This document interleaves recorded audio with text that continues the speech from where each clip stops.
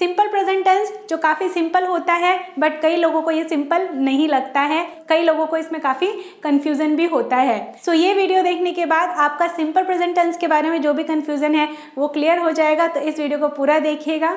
Let's start. Simple present tense क्या होता है? जैसा कि इसके पहले वाले क्लास में मैंने आप लोगों को बताया था कि सिंपल प्रेजेंट टेंस का एक पार्ट है, फर्स्ट पार्ट है। सिंपल प्रेजेंट टेंस को हम इनडेफिनेट प्रेजेंट टेंस भी बोलते हैं। तो सबसे पहले हम ये सीखते हैं कि सिंपल प्रेजेंट टेंस को इनडेफिनेट प्रेजेंट टेंस क्यों बोला जाता है। इनडेफिनेट का मतलब होता है जो डिफाइन नहीं है, जो डेफिनेट नहीं है, उसे हम इनडेफिनेट बोलते हैं। मतलब कि जिसका कोई भी अंत नहीं होता है, जिसका कोई शुरुआत और अंत नहीं है, इसलिए उसे हम इनडेफिनेट बोलते हैं। इसमें किस तरह के सेंटेंसेस बनते हैं उसे हम एग्जाम्पल के साथ सीखेंगे। सिंपल प्रेजेंट टेंस में एक फर्स्ट टाइप का जो सेंटेंस होता है वो होता है स्टेट अ फैक्ट और ट्रूथ। ऐसा सेंटेंस जो कोई फैक्ट या फिर ट्रूथ बताता है। सेकेंड, एक्सप्रेस एवरीडे रूटीन्स, मतलब जो एवरीडे की रूटीन बताता है। देन एक्सप्रेस यूनिवर्सल ट्रूथ्स, जो यूनिवर्सल ट्रूथ्स हैं, मतलब दुनिया में जो सच्चाई है जिसे आप कभी भी चेंज नहीं कर सकते हैं, उसे भी हम सिंपल प्रेजेंट टेंस में रखते हैं। ये 3 टाइप्स के सेंटेंसेस हम सिंपल प्रेजेंट टेंस में या फिर प्रेजेंट इंडेफिनिट टेंस में पढ़ते हैं। तो इसके जब एग्जाम्पल्स हम देखेंगे तो आपको ये क्लियर हो जाएगा कि इसे सिंपल प्रेजेंट टेंस या फिर प्रेजेंट इंडेफिनिट टेंस क्यों बोलते हैं। So let's see the examples. He is a boy, ये एक सेंटेंस है। He is a boy, he is 10 years old। सो ये किसके अंदर आ रहा है? स्टेट अ फैक्ट और truth. He is a boy, वह एक लड़का है, वह एक लड़का है, ये सच है, इसे कोई चेंज नहीं कर सकता है। ही इज़ 10 years old, वो 10 साल का है, उस वाक्य को भी कोई चेंज नहीं कर सकता है, वो सच्चाई है। तो इसमें क्या पता चला? ट्रूथ के बारे में हमें बताया गया कि ये सच्चाई है, इसे चेंज नहीं किया जा सकता है। This is a black pen, तो ये ब्लैक पेन है, इसे कोई चेंज नहीं कर सकता, ये एक सच्चाई है। This is a white board, ये एक सच्चाई है कि ये वाइट बोर्ड है, तो इसे चेंज नहीं किया जा सकता है। तो इसी तरह he is a boy, he is 10 years old, ये सिंपल प्रेजेंट टेंस में आएगा और ये एक सच्चाई को बता रहा है। इस सेंटेंस के स्ट्रक्चर को समझते हैं तो इसके अंदर कोई भी मेन वर्ब नहीं होता है। इस टाइप का जो फैक्ट बताने वाला या ट्रूथ बताने वाला जो सेंटेंस होता है उसके अंदर मेन वर्ब नहीं होता है। मेन वर्ब क्या होते हैं? तो मेन वर्ब होते हैं जैसे कि राइज, उगना, ईट, खाना, स्लीप, सोना, ये सब मेन वर्ब होते हैं। बट यहाँ पर आपको कोई भी मेन वर्ब नहीं दिखेगा, यहाँ आपको दिखेगा कौन सा? Helping verb, only helping verb दिखेगा। और इसे स्टेट ऑफ बीइंग वर्ब्स भी बोलते हैं। यहाँ जो ये वर्ब दिख रहा है ये स्टेट ऑफ बीइंग। तो स्टेट ऑफ बीइंग में काफ़ी लोग कंफ्यूज होते हैं, इनके बच्चे भी कंफ्यूज होते हैं और बड़े भी कंफ्यूज होते हैं कि स्टेट ऑफ बीइंग होता क्या है। तो इस चीज़ को सबसे पहले समझिए।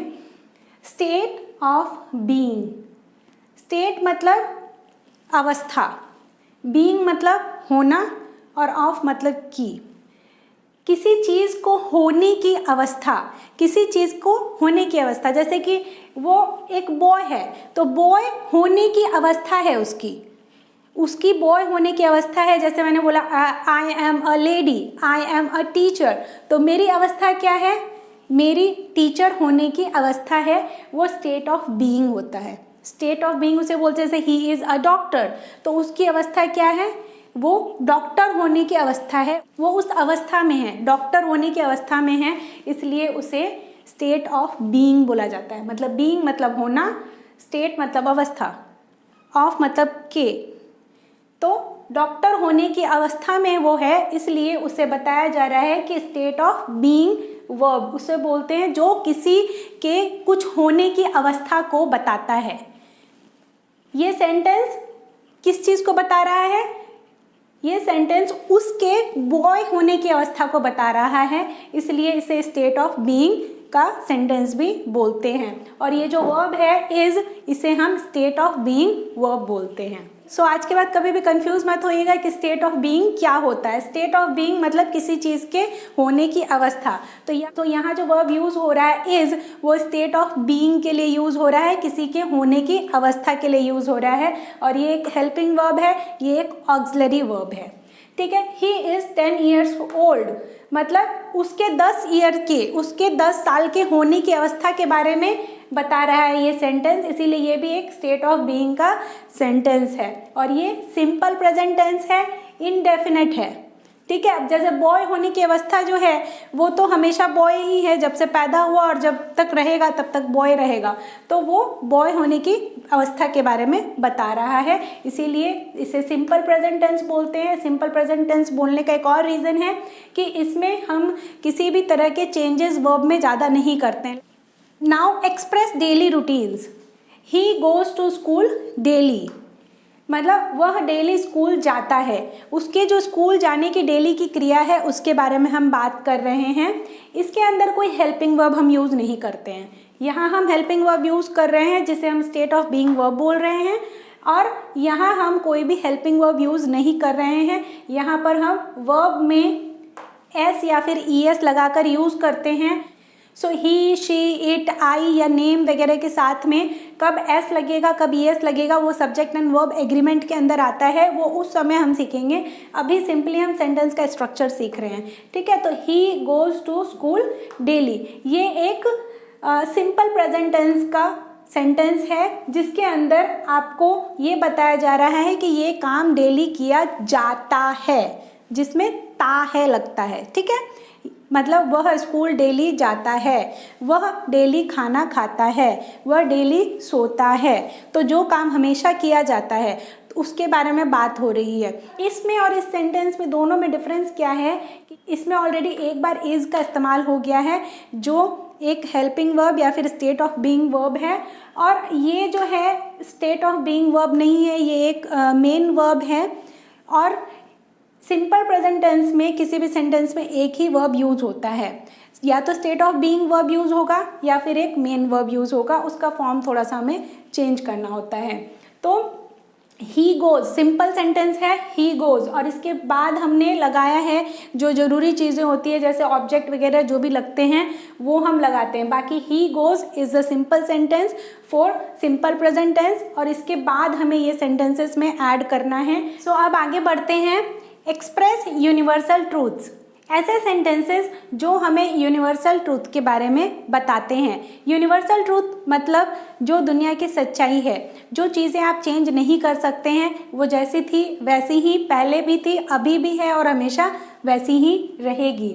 जैसे द सन इज़ हॉट, मतलब जो सन है वो गर्म है, पहले भी गर्म था, अभी भी गर्म है और हमेशा गर्म ही रहेगा।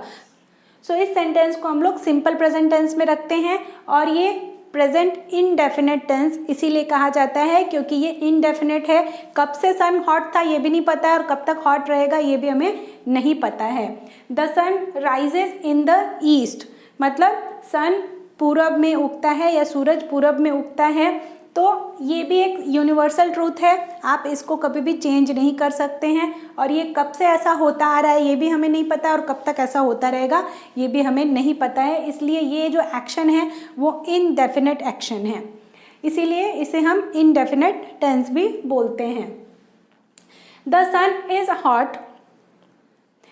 सो इन सेंटेंसेस में हम लोग स्टेट ऑफ बीइंग वर्ब भी यूज़ कर सकते हैं, जो इज़, एम, आर वगैरह होता है वो, और इसमें हम लोग वर्ब का जो बेस फॉर्म है उसमें एस या ई एस लगाकर भी यूज़ कर सकते हैं। सो ये दोनों टाइप के सेंटेंसेस होते हैं, बट ये मेनली जो सेंटेंस का स्ट्रक्चर होता है वो ऐसा ही होता है जिसमें हम state of being verb use करते हैं जो ऑक्सिलरी वर्ब या फिर हेल्पिंग वर्ब होते हैं, और दूसरा जिसमें हम वर्ब में एस या ई एस जोड़कर लिखते हैं, बट इसमें इज़, एम, आर यूज़ नहीं होता है। यहाँ पर वर्ब का कोई भी फॉर्म यूज़ नहीं होगा, मतलब मेन वर्ब का, और यहाँ पर इज़, एम, आर यूज़ नहीं होगा, ठीक है। तो आई थिंक कि आपको ये सारी चीज़ें क्लियर होगी। अब जो इंट्रोगेटिव और नेगेटिव सेंटेंसेस होते हैं कि हमें इज़ को आगे ले लेना है या फिर डज लगाना है या फिर नॉट वाले सेंटेंसेस बनाने हैं, तो उसके लिए आपको सेंटेंसेस के जो टाइप्स होते हैं ना वो सीखने की ज़रूरत होती है। अगर सिंपल प्रेजेंट टेंस में या टेंसेस में इसको आप मिक्स करेंगे तो आप टेंसेस में कंफ्यूज हो जाएंगे। इसीलिए बच्चों को भी अगर आप सिखा रहे हैं, प्राइमरी क्लासेस में खासकर अगर टेंसेस सिखा रहे हैं, तो डोंट मिक्स इट। इनको टेंसेस सही तरीके से सिखाने के बाद सिंपली जो स्ट्रक्चर होता है एज पर टेंस, सेंटेंस का स्ट्रक्चर सिखाने के बाद टाइप्स ऑफ सेंटेंसेस में आप उनको इंट्रोगेटिव, नेगेटिव ये सब सेंटेंसेस सिखाइए। अगर अभी मिक्स करते हैं कि नॉट वाला सिखा रहे हैं, डज वाला या इज कब लेना है आगे, वो सब सिखा देते हैं, तो टेंस हमेशा फिर डिफ़िकल्ट हो जाता है बच्चों के लिए भी और बड़ों के लिए भी जो इनिशियल लेवल पर भी इंग्लिश सीख रहे हैं या समझ में नहीं आ रहा है। तो so simply keep the things simple and easy for your self also and for kids also. So thank you for watching this video. Let's meet in next video.